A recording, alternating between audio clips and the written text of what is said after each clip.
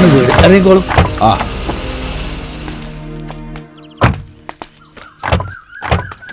ഒരു സീസണിൽ എത്ര ചക്ക കിട്ടും? ഇത് മാവാണേ. പെണ്ണ് കാണാൻ വന്ന ആദ്യം എന്റെ ചക്കഞ്ഞ മകനെ കണക്കാ. ആദ്യം പെണ്ണ് കാണാ വന്നാട്ടെ. വരെ അതുവേ അവരെത്തി. ഇവിടെ ആരും ഇല്ലേ? എന്ത് ഇവിടെ ആരും ഒന്നും ഒരുങ്ങിയിട്ടൊന്നും ഇല്ലേ? എന്റെ മാധവമ്മ നിങ്ങൾ ഇതുവരെ അല്ല മോൾ ഇതുവരെ ഒരുങ്ങിയിട്ടില്ലേ? ഇല്ല.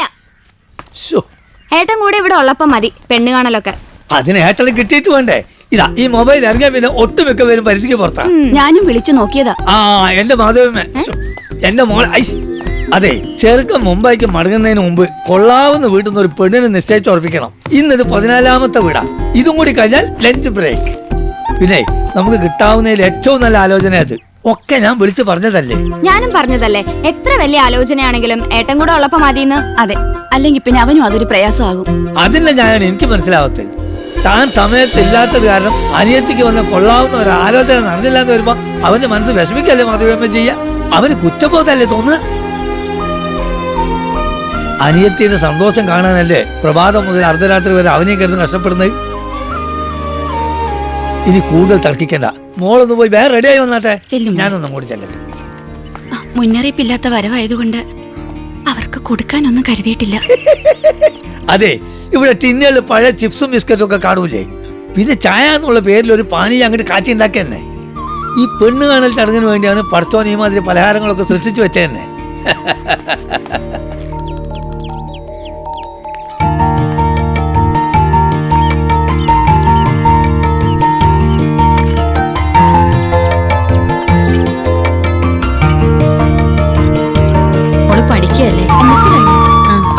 അപ്പൊ ജോലി ഉറപ്പാ. ഇനി പറയും മേനോ സാറേ, കഴിഞ്ഞ 6 ദിവസമായിട്ട് നമ്മൾ കണ്ടതിലും വെച്ച് എല്ലാം മൊത്തണിയപ്പോ കൂട്ടിയതല്ലേ? കുടുംബ പാരമ്പര്യം, പഠിപ്പ്, മുഖസൗന്ദര്യം ആളെ ഞങ്ങൾക്ക് ഇഷ്ടം. പക്ഷെ ഗൃഹനാഥനായിട്ട് ആണുങ്ങളാരെയും കണ്ടില്ല. കുട്ടിയുടെ അച്ഛനെ ഇനി കാണാൻ ലേശം ബുദ്ധിമുട്ടാ.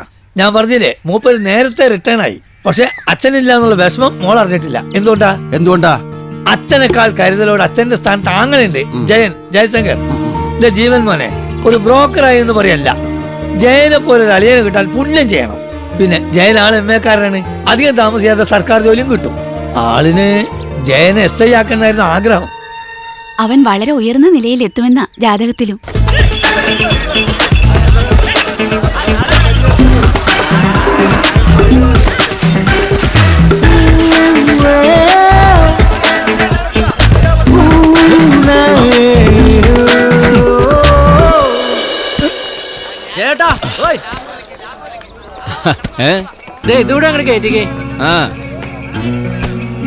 ജയേട്ടന് ഇറങ്ങി ഇതൊക്കെ ഞങ്ങൾ എടുത്തു വെച്ചോളാം. വലിയ ഉദ്യോഗസ്ഥനായിട്ട് ഞങ്ങളൊക്കെ ഭരിക്കേണ്ട ആളല്ലേ. ശരീരം വേർത്തിട്ടുള്ള അധ്വാനത്തിന്റെ സുഖം അത് വേറെ ഏത് പണിക്ക് കിട്ടും സെബാസ്റ്റ്യ? എന്ത് സർക്കാർ ഉദ്യോഗം കിട്ടിയാലും ആഴ്ചയിൽ ഒരു ദിവസം ലോറിയായിട്ട് ഞാൻ ഈ ചന്തയിലെത്തും. പപ്പനെവിടെ? അവനെവിടെ? ഒരു ചാക്ക് കത്തിരിക്കയും വാങ്ങിച്ചോണ്ട് വരാന്ന് പറഞ്ഞ് പോയ ആളാ. എവിടെ പോയി കിടക്കും? എന്റെ അമ്മ 100 രൂപ. എന്ത് വിലയായത്? പച്ചക്കറിക്കൊക്കെ ഇപ്പൊ തീ പിടിച്ച വിലയാ. അതാണ് ഇത് കരിഞ്ഞിരിക്കുന്നത്. എന്തായാലും 100 രൂപത്തിൽ കൂടുതലാ. 90 രൂപ അത് കുറയത്തില്ല. പറ്റില്ല 80 രൂപയ്ക്ക് ഉറപ്പിക്കാം. ഇന്ന് 50 രൂപ. അതിങ്ങനെ താൻ ആളെ കളിയാക്കണോ? 90 പറഞ്ഞപ്പോ താൻ 80 പറഞ്ഞു. 80 എന്ന് പറഞ്ഞ് താൻ തന്നോ 50. എണ്ണി നോക്കിപ്പോ 30. താൻ ആളെ മക്കാറാക്ക. 50 എടുത്താ ബാക്കി കൊടുക്കടാ. ഇതൊരു സ്റ്റൈലല്ലേ? എടുക്കുമ്പോ 10, കൊടുക്കുമ്പോ 100, കൊള്ളുവായി ആണോ? ഇനി അവന്റെ കയ്യിൽ നിന്ന് കൊള്ളാൻ നിൽക്കണ്ട, കൊടുക്ക്. നിനക്കോ ലാഭം ഉണ്ടാക്കി തരാന്ന് വെച്ചപ്പോ അതേ ഈ ചാക്കൊന്ന് പിടിച്ചേ. എന്താന്ന് കൈ പൊങ്ങുന്നില്ല. എടാ ഒന്ന് പിടിച്ചു തന്നാ മതി. അത്രേ ഉള്ളൂ. അങ്ങനെ തന്നെ എടുക്ക്. നടക്കടാ. എടാ ജയ, നിന്റെ പകുതി പഠിപ്പും വിവരവും ഈ തൊലിവെളുപ്പും കൂടി ഉണ്ടായിരുന്നെങ്കിൽ ഈ ക്യാബേജിന്റെയും ക്യാരറ്റിന്റെ ഇടയിൽ നിന്ന് ഞാൻ നേരെ രക്ഷപ്പെട്ടേനെ. മണ്ണിനോട് ഇങ്ങനെ ഒരു പുച്ഛം കിടക്കുന്നതുകൊണ്ടാ നീ ഒന്നും ജീവിതകാലത്ത് രക്ഷപ്പെടാത്തത്. എടാ മണ്ണിനെ സ്നേഹിക്കണം. ഒരു പെണ്ണിനെ സ്നേഹിച്ചതിന്റെ കടിപ്പഴും തീർന്നിട്ടില്ല. അവളിപ്പോ എന്റെ തലയില. അപ്പോഴാ മണ്ണ്. സദാനന്ദ മുതലാളി വേഗം പോയി ലോഡർക്ക്. ശരി മുതലാളി. മുതലാളി 8 ചാക്ക് കത്തിരിക്ക, 12 ചാക്ക് ചേന, 78 നേന്ത്രക്കൊല, പിന്നെ കത്തിരിക്ക, വെണ്ടയ്ക്ക, മാങ്ങ, ലിസ്റ്റ് പ്രകാരമുള്ള എല്ലാം കിട്ടിയിട്ടുണ്ട്. 11500. ഒരിക്കലും കടം പറയാത്തതിന് 10 റിഡക്ഷൻ. പിന്നെ ടോണിക്ക് കൊടുക്കാനുള്ളത് 6 ലക്ഷം ഉണ്ട്. അല്ല ജയ, പെങ്ങളുടെ കല്യാണക്കാരൊക്കെ എവിടം വരെയായി? ആലോചനകളൊക്കെ വരുന്നുണ്ട് മുതലാളി. കല്യാണമല്ലേ, നോക്കിയും കണ്ടും വേണ്ടേ വരണ തിരഞ്ഞെടുക്കാൻ. അത് ശരിയാ. പണവും പത്രാസൊക്കെ ഇത്തിരി കുറവാണെങ്കിലും വേണ്ടില്ല, കള്ളു കുടിക്കാത്ത ആളായിരിക്കണം. കേരളത്തിൽ നിന്നല്ലേ ഇവന്റെ പെങ്ങള് വീട്ടിൽ നിന്ന് തന്നെ. സത്യം പറയാലോ, ഞാൻ കല്യാണം കഴിഞ്ഞ ശേഷം കുടി തുടങ്ങി. അതെന്ത് പറ്റി? ഈ പണ്ടാരത്തോടൊക്കെ ജീവിക്കണ്ടേ? ദാ, വാ, പോട്ടെ മുതലാളി. ഒരു കാര്യം പറയാൻ സമ്മതിക്കില്ല. അല്ല, മുതലാളിയോടൊന്നും സൂചിപ്പിക്കണം എന്ന് എഴുതിയിരിക്കുകയായിരുന്നു. എന്ത്? ആള് സത്യസന്ധന, നല്ലവനാ, ശുദ്ധന. പക്ഷേ ഇങ്ങനെ 5-6 ലക്ഷം ഒരുമിച്ച് കൊടുത്തയച്ചാൽ റിസ്ക് അല്ലേ? 50 കിലോമീറ്റർ വണ്ടി ഓടിക്കാൻ പഠിച്ചിട്ട് ഇങ്ങനെ ഒരു പരീക്ഷണം വേണോ? കാശ് മുതലാളിക്ക് അങ്ങ് നേരിട്ട് കൊടുത്തൂടെ? എന്തോ അവൻ എനിക്ക് വിശ്വാസ.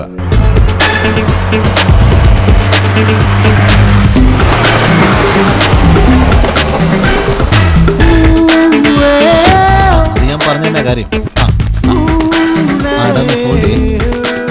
6 റുപ്യ. ഓക്കെ അല്ലേ?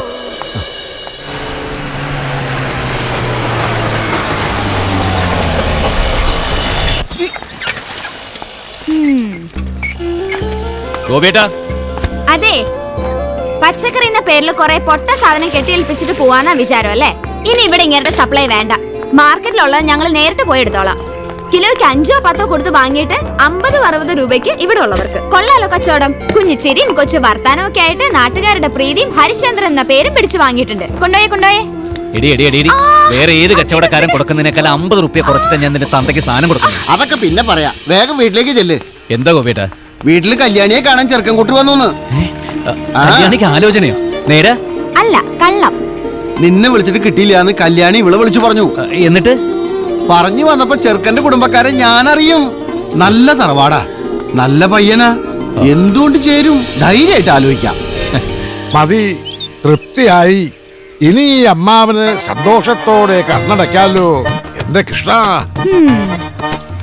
ചെറുക്കന്റെ കൂട്ടര് വന്നെന്നും ഇവളെ കണ്ടെന്നും ഇഷ്ടപ്പെട്ടെന്നും ഒക്കെ അറിഞ്ഞപ്പോ ഉടപ്പറന്നോളെ, എന്റെ നെഞ്ചത്ത് പടപടാന്നൊരു മുഴക്കം. ഒരൊറ്റ അടിവെച്ചേരും കുസൃതിക്കാരി സന്തോഷ പെരുമ്പറയുടെ ഒരു മുഴക്കമായിരുന്നു. ഓടി കൃഷ്ണന്റെ അമ്പലത്തിലേക്ക് അർച്ചനയെ കഴിപ്പിച്ചു. അവിടെ അർച്ചനയ്ക്ക് 10 രൂപയാ. അപ്പോ ഞാൻ പറഞ്ഞു വന്നത് എന്താണെന്ന് വെച്ചാൽ, 3 ആന നിന്ന തറവാടായത്. അതിനൊത്തതായിരിക്കണം കല്യാണം. അതെന്താ, കല്യാണത്തിന് കൊമ്പും തുമ്പിക്കൈയൊക്കെ വേണോ? ഇവളുടെ ഓരോ തമാശകള്. പെങ്ങളെ, 100 പവനെങ്കിലും വേണം ആഭരണം. 3000 പേരെ ക്ഷണിക്കണം. പ്രഥമൻ 5 കൂട്ടം വേണം. ഇതിനൊക്കെ കൂടി കാശ് എത്രയാകുമെന്നാ നിങ്ങളുടെ വിചാരം? നിങ്ങളുടെ കൈ തുട്ടുണ്ടോ? കാശിന് പകരം കല്യാണ ചെക്കിന് വെണ്ടയ്ക്കയും കത്തിരിക്കയും ഒക്കെ കൊടുത്താൽ മതിയോ? അപ്പോ ഞാൻ പറഞ്ഞു വന്നത് എന്താന്ന് വെച്ചാ, ഈ വീടും പറമ്പും എന്റെ പേർക്ക് എഴുതി തന്നേക്ക്. സെന്റിന് 10,000 രൂപ വെച്ച് ഞാൻ അങ്ങ് തന്നേക്കാം. എന്താ, വില അല്പം കൂടുതലാണെങ്കിലും ഉടപ്പറന്നോക്ക് വേണ്ടിയിട്ടാണല്ലോ എന്ന സമാധാനം എനിക്കും. വീടും വസ്തുവും അന്യന്റെ കൈവശം പെട്ടു പോയില്ലല്ലോ എന്ന് നിങ്ങൾക്കും സമാധാനിക്കാം. വേണ്ട, അതിന്റെ ഒരാവശ്യമില്ല. ഇവിടുത്തെ കാര്യങ്ങളൊക്കെ നീ അറിഞ്ഞു. കല്യാണിയെ പെണ്ണ് കാണാൻ ചെറുക്കനും കൂട്ടരും വന്നിരുന്നു. അവർക്ക് പരസ്പരം വലിയ ഇഷ്ടമായി. എന്നെ മൊബൈലിൽ കിട്ടിയില്ല. പക്ഷെ ഗോപിയേട്ടൻ പറഞ്ഞ വിവരം ഞാൻ അറിഞ്ഞു. നേരെ ചെറുക്കനെ കാണാൻ ചെന്നു. ചുറ്റുവട്ടത്തുള്ളവർക്കൊക്കെ ചെറുക്കനെ കുറിച്ച് നല്ല മതിപ്പാ, നല്ല കുടുംബക്കാര്. പിന്നെ ഒന്നും അവിടെ ആലോചിച്ചില്ല. നേരെ ജോത്സ്യനെ കാണാൻ പോയി. കല്യാണത്തിനുള്ള ദിവസം അങ്ങോട്ട് കുറിപ്പിച്ചു. ചിങ്ങത്തിലെ വിവാഹം ഈ വരുന്ന 15-ാം തീയതി. നല്ല മുഹൂർത്ത, ജാതകം കൈമാറുക. 10:30ക്കും 11:30ക്കും ഇടയ്ക്ക്. പറ്റിയാൽ അമ്മാവൻ വന്ന് അനുഗ്രഹിക്കണം. വരില്ലേ? നീയാണ് കേശവൻ നായരുടെ അനന്തരവൻ.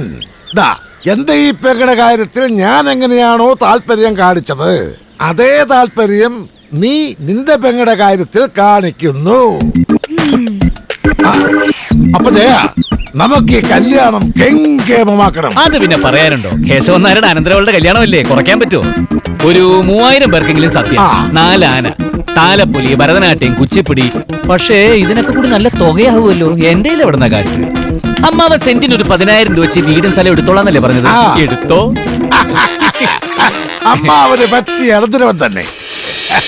എന്താ അമ്മാവത്? അഡ്വാൻസ് 50,000. അഡ്വാൻസ് ഒക്കെ അവിടെ ഇരിക്കട്ടെ. ആദ്യം മുദ്രപത്രം തന്നെ. മെടുക്കൻ.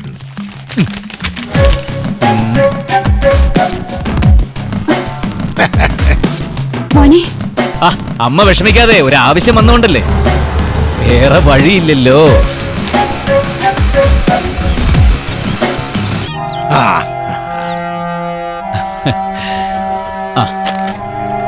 അമ്മ അവനിതൊന്ന് വായിച്ചു നോക്കിയേ. ഇതും പറഞ്ഞ് ഈ വീട്ടിൽ കാല് കുത്തിയാൽ ബാക്കിയും കൂടി അമ്മാവനാണെന്ന് ഞാൻ നോക്കിയില്ല, കാല് ഞാൻ വെട്ടിക്കളയും. അയ്യോ, സത്യമാണോ? സത്യമാണ്. എന്താ പകളെ, ഞാൻ ഇങ്ങോട്ട് ഇറങ്ങുക. അല്ല, ഒരു 10,500. ഓ, എന്റെ കൊട ഉള്ളത് മുഴുവൻ കൊണ്ടുപോയി അയക്കിനി വീണ്ടും കൂടി കൊണ്ടുപോയി. അയ്യോ. അതൊക്കെ പോട്ടെ, ആളെ ഞാൻ കണ്ടു.